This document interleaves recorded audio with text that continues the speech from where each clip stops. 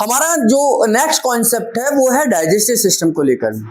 हम न्यूरोथेरेपी में पूरे 11 के 11 सिस्टम पढ़ाएंगे। Digestive system, respiratory system, heart का सिस्टम, किडनी का system, endocrine system, blood circulatory system, nervous system, reproductive system, ऐसे हम 11 अलग अलग प्रकार के सिस्टम को पढ़ाएंगे। इनका क्या फंक्शन है, इनके ज़्यादा काम करने से, कौन से ऑर्गन के काम ना करने से बीमारी आएगी, ये बताएंगे। तो आज जो हमारा कॉन्सेप्ट है वो है डाइजेस्टिव सिस्टम का। डाइजेस्टिव सिस्टम मतलब पाचन तंत्र।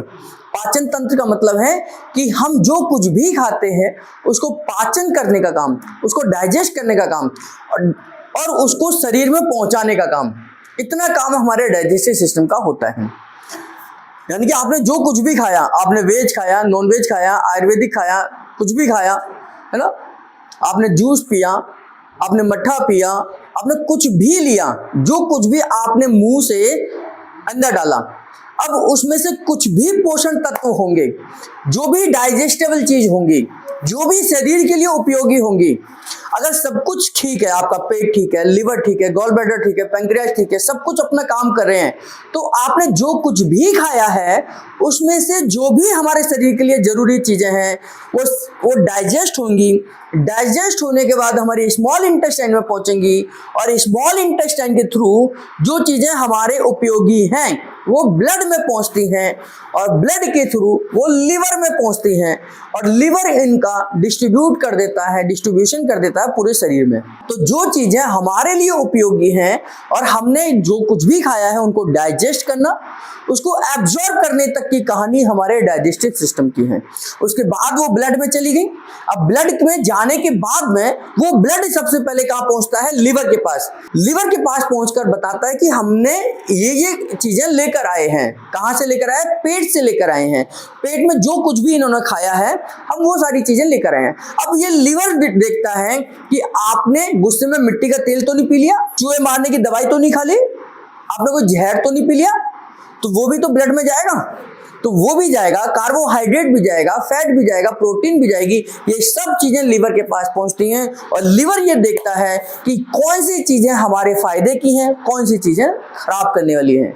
जो चीजें शरीर को खराब कर सकती हैं उनको लिवर वहीं रोक देता है, उनको लिवर आगे बढ़ने नहीं देता है और उनको अपने अंदर एक सिक्योरिटी सिस्टम है, उसकी सेना है अपनी, उस सेना को आदेश देकर उसको वहीं डिस्ट्रॉय करने की कोशिश करता है। अगर वो उससे भी ज्यादा स्ट्रांग हुआ, यानी कि हमने इतनी ज्यादा मात्रा में कोई चीज खा ली है जिससे कि हमारा लिवर की सेना भी उसको नहीं डिस्ट्रॉय कर पा रही है, तो धीरे धीरे ब्लड में भेजना शुरू कर देता है। तो ब्लड में जैसे ही जाएगा फिर वो पूरे शरीर में फैलने की शुरुआत हो जाती है। लेकिन थोड़ी बहुत अगर आपने गड़बड़ी करी है, कुछ गलती से खा पी लिया है, तो लिवर उसको डिस्ट्रॉय करता है अपने कफर सेल्स के द्वारा। लिवर की सबसे स्ट्रॉन्गेस्ट सेल्स होती है कफर सेल, जो इम्यूनिटी पर काम करती है, यानी कि हमने जो कुछ भी खाया है और गलत चला गया है तो वो उसको भी डाइजेस्ट कर जाती है, यानी कि उसको भी डिस्ट्रॉय कर देती है। कफर सेल्स वही किससे बनी होती है? हमारी कफर सेल्स किससे बनी होती है? परऑक्सीजोम लाइसोसोम से बनी होती हैं। हमने पढ़ा था कि परऑक्सीजोम लिवर के पास सबसे ज्यादा है, जो कि हमारी सुरक्षा प्रणाली में काम करते हैं, है ना। जैसे जो लोग शराब पीते हैं, शराब पीने के बाद उसका जो दुष्प्रभाव है वो भी लिवर के पास ही जाता है और लिवर उस दुष्प्रभाव को खत्म, लिवर की जो सेल है, जो आपके परऑक्सीजोम है, जिनको हम कफर सेल्स कह रहे हैं, वो उसके भी साइड इफेक्ट खत्म करती हैं, है ना। तो अब हमने क्या करा, हमारे डाइजेस्टिव सिस्टम का काम क्या है कि जो कुछ भी आपने खाया उसको डाइजेस्ट करना और उसे एब्जॉर्ब करवा देना, यानी कि ब्लड में भेज देना, इतना डाइजेस्टिव सिस्टम का काम है। अब हम दुनिया का कोई भी खाना खाते हैं, कुछ भी खाएंगे भाई, हम पालक खाएंगे, बथुआ खाएंगे, मेथी खाएंगे, लौकी खाएंगे, घिया खाएंगे, वेज खाएंगे, नॉन वेज खाएंगे, साउथ की थाली खाएंगे, नॉर्थ की थाली खाएंगे या जैनी खाना खाएंगे, कुछ तो खाएंगे ही, है ना, कुछ तो पिएंगे ही, है ना। जो कुछ भी हम खाते हैं पीते हैं वो दुनिया में केवल 7 चीजों से ही मिलकर बनी है। कुछ भी खाते हैं वो 7 चीजों से ही मिलकर बना होगा। पहला कार्बोहाइड्रेट, दूसरा फैट, तीसरा प्रोटीन, चौथा रफेज, पांचवा हमारा विटामिन, छठा हमारा मिनरल्स और सातवां पानी यानी कि वाटर। ये 7 चीजों के अलावा दुनिया में कोई भोजन नहीं है जिसमें कोई और नई चीज हो। यानी कि आप दुनिया में कोई भी खाना, कैसा भी खाना, कभी भी कहीं पर भी दुनिया में खाते हैं, वो भी जो भी आपने खाना खाया है इन्हीं 7 चीजों से मिलकर बना होगा और कोई दूसरी चीज नहीं है। तो ये 7 चीजों का ही भोजन हमारे शरीर के अंदर जाता है। किसी में कोई चीज ज्यादा हो सकती है, किसी में कोई चीज कम हो सकती है। जैसे अगर मैं केला खा रहा हूं तो उसमें ग्लूकोज बहुत ज्यादा होगा, एनर्जी ज्यादा होगी, है ना। कहते हैं ना ग्लूकोज है, शुगर बढ़ेगी केला खाने से क्योंकि उसके अंदर ग्लूकोज है ना। अगर मैं आंवला खा रहा हूं तो विटामिन सी हमें भरपूर मात्रा में मिलेगी, है ना। गेहूं खा रहे हैं तो ग्लूकोज मिलेगी, चावल खा रहे हैं तो भी ग्लूकोज मिलेगी, थोड़ा फैट भी मिलेगा, थोड़ा प्रोटीन भी मिलेगी। अगर मैं दूध पी रहा हूं तो प्रोटीन ज्यादा मिलेगी, पनीर खा रहा हूं तो प्रोटीन ज्यादा मिलेगी, और मैं अगर घी तेल डायरेक्ट पी लूं तो क्या मिलेगा मुझे, फैट ही मिलेगी। तो किसी भी भोजन में कोई चीज ज्यादा हो सकती है, किसी में कम हो सकती है, लेकिन हमारी जब थाली बनकर आती है, हमारा भोजन तैयार होकर आता है, हमारी थाली में लगा होता है, तो उसमें 7 चीजें होती हैं। तो जिसको हम कहते हैं बैलेंस डाइट।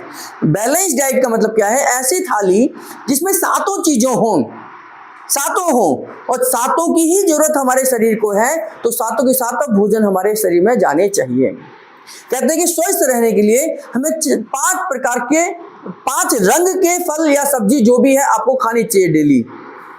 5 रंग के, उसमें सब्जी हो सकती है, सलाद हो सकते हैं, आपके कुछ और फल हो सकते हैं, है ना, अनाज हो सकते हैं। तो जैसे सब्जी हरी खा ली हमने, फल कोई सेब खा लिया तो लाल कलर का खा लिया, गेहूं खा रहे हैं तो पीला कलर का है ना, कुछ सलाद खा रहे हैं तो कुछ और कलर का है। तो ऐसे 5 कलर के फल अगर हम डेली खाते हैं, 5 रंग हमारे शरीर के अंदर जाते हैं, तो हम स्वस्थ रहेंगे, क्योंकि वो वैरायटी है। जितना हम वैरायटी खाएंगे हम स्वस्थ रहेंगे।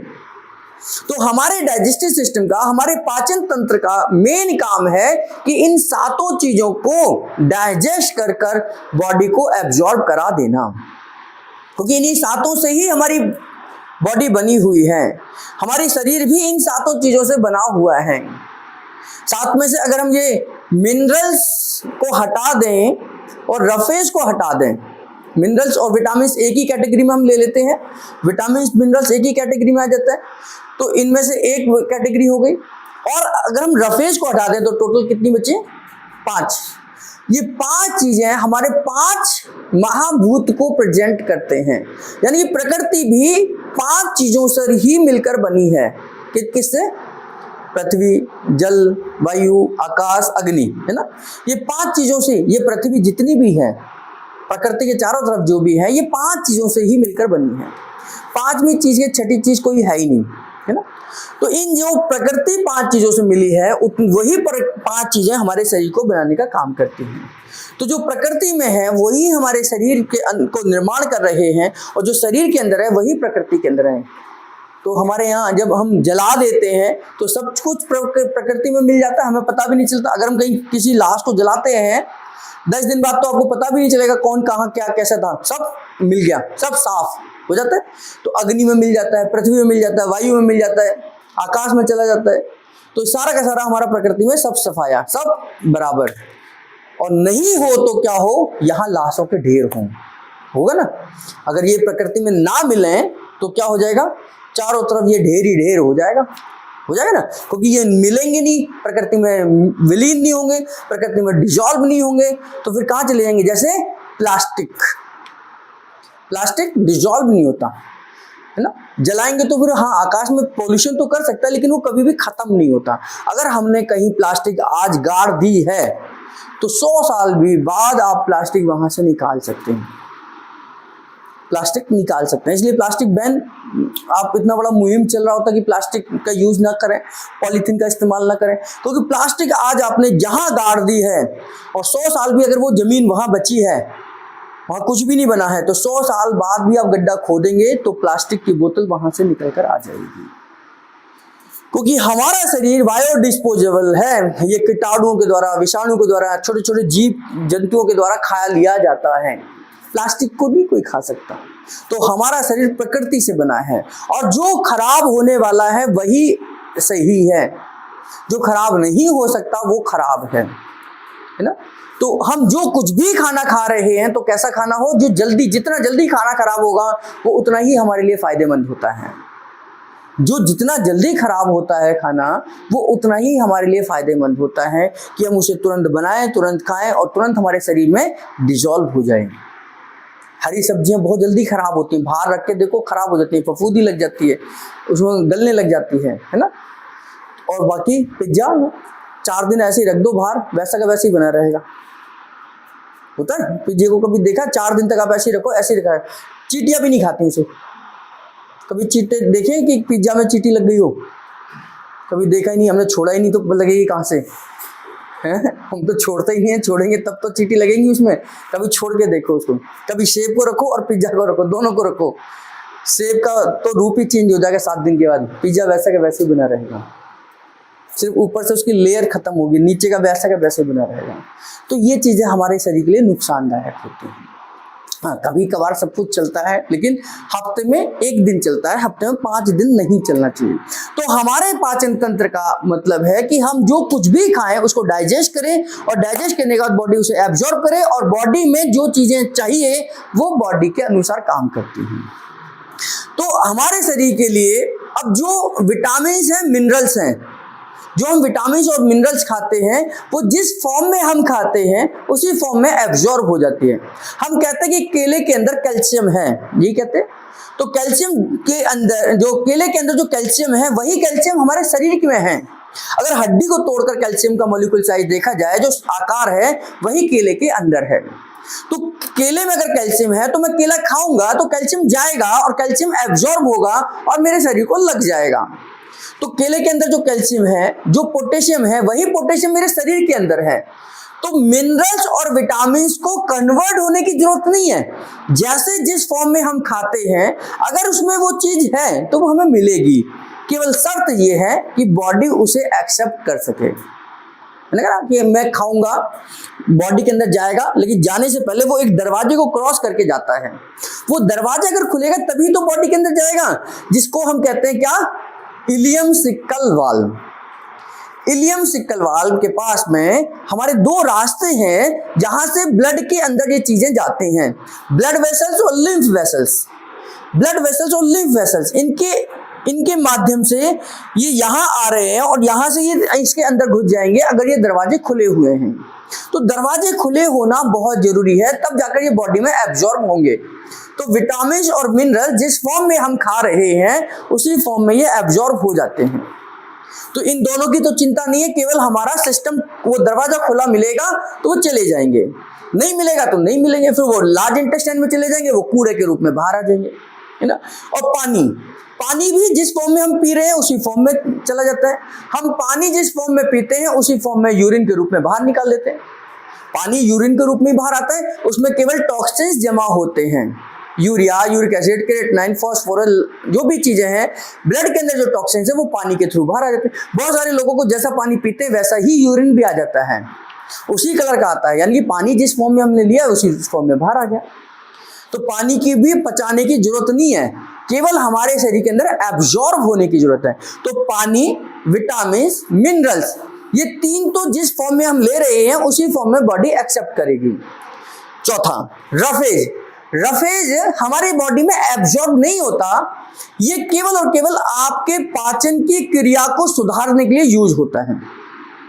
जैसे आपका जो खाना है वो आगे बढ़ता है, धीरे धीरे आगे बढ़ता है, आगे बढ़ता है, आगे बढ़ता है, आगे बढ़ता है, आगे बढ़ता है। ये कपड़े जो हैं मेरे शरीर को केवल सुरक्षा देने का काम कर रहे हैं, ढकने का काम कर रहे हैं, ये मेरा शरीर नहीं है।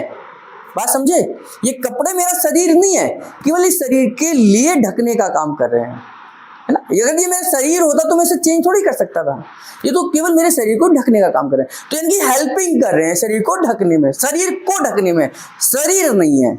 ऐसे ही रफेज जो है वो भोजन को, जो आपने खाना खाया उसको आगे भेजने में मदद करते हैं, ये एब्जॉर्ब नहीं होते। और ये कहाँ है, सीधे लार्ज इंटेस्टाइन में जाते हैं। लार्ज इंटेस्टाइन में जहां मोशन बन गया, लार्ज इंटेस्टाइन में जाते ही हमारा जो भी चीज हमने खाई है वो हमारे लिए क्या है, वेस्ट प्रोडक्ट है। उस वेस्ट प्रोडक्ट को आगे भेजने का काम हमारा कौन करेगा, रफेज ही करेंगे, वो छिलके ही करेंगे, वो रफेज फाइबर ही करेगा, वो रेशा ही करेगा। तो रेशा क्या है, आपके स्मॉल इंटेस्टाइन से मोशन को लार्ज इंटेस्टाइन में ढकेलने का काम, और लार्ज इंटेस्टाइन से आपके मोशन को इकट्ठा कर कर बाहर निकालने का काम हमारा रफेज करता है। जिसकी बॉडी में रफेज कम होता है उसको कॉन्स्टिपेशन उतना ही ज्यादा होता है। है ना। जिसकी बॉडी में रफेज जितना कम होगा उसकी बॉडी में कॉन्स्टिपेशन उतना ही ज्यादा होगा। यानी कि मोशन जब आगे बढ़ेगा ही नहीं तो वो मोशन आएगा ही नहीं, और जब आएगा ही नहीं तो वो कॉन्स्टिपेशन हो गया, जैसा कि विदेशों में होता है, क्योंकि उनके यहाँ डाइट में रफेज बहुत कम लिया जाता है। उनके यहाँ डाइट में रफेज बहुत कम लिया जाता है। हमारे भोजन में रफेज ही रफेज है। हमारे यहाँ आलू भी खाया जाता है, हरी सब्जियां भी खाई जाती हैं, हमारे यहाँ इतनी सारी वैरायटी है, हर चीज के ऊपर छिलका है, और छिलका क्या है? रफेज है।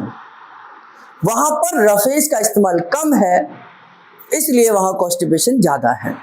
यहाँ रफेज बहुत है, इसलिए मोशन बढ़ता है, आगे बढ़ता है। वो 12 घंटे में पहुंच जाता है, जहां उसे 24 घंटे लगने चाहिए, वो 12 घंटे में पहुंच जाता है, तो 12 घंटे बाद फिर मोशन आ जाता है।